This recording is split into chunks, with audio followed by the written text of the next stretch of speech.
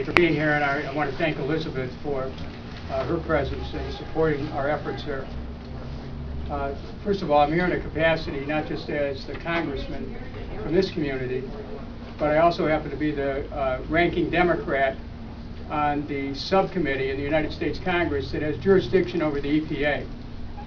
So I have sent a letter to the administrator of the EPA, Lisa Jackson, letting her know that I want a personal meeting with her to go over all the details, some of which are public and many of which are not yet public, with respect to this incinerator.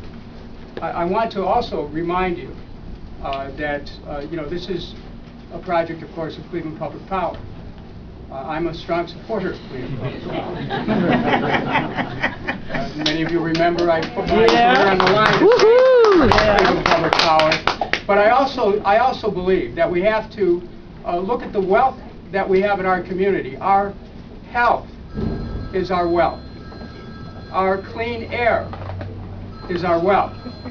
Our clean water is our wealth. And we cannot permit this facility to come in and take away our wealth.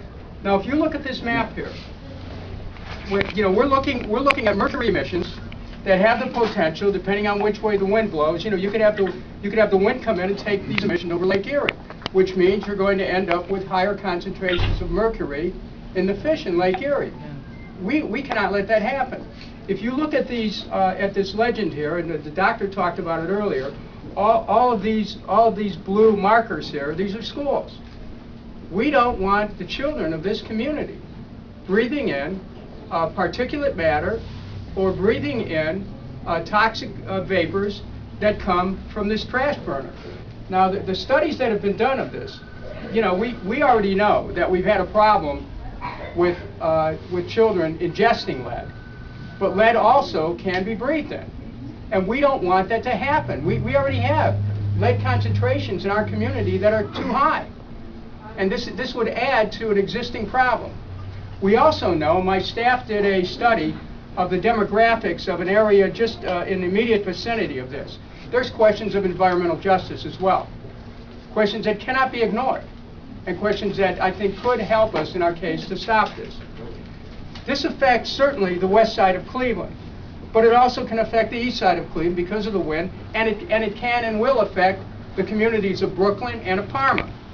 And we must keep in mind that this is not just about people in one neighborhood. This is about all of us in our community. We have a right. We have a right to air that's fit to breathe. We have a right to water that's fit to drink. We have a right to our gardens to be free of being spoiled by toxic pollution. These are all rights that we have. We may be citizens of an urban community. We may live in the city, but we're not going to give those rights up. And we're going to take a strong stand on this. And we're going to keep organizing the people, not only on the west side, in the communities of Old Brooklyn, not only in Brooklyn and in Parma, but we will organize people all over this area to take a stand on this. Because this is about the health of our children. This is about the health of those who are fragile already, who don't need any complications of existing pulmonary conditions.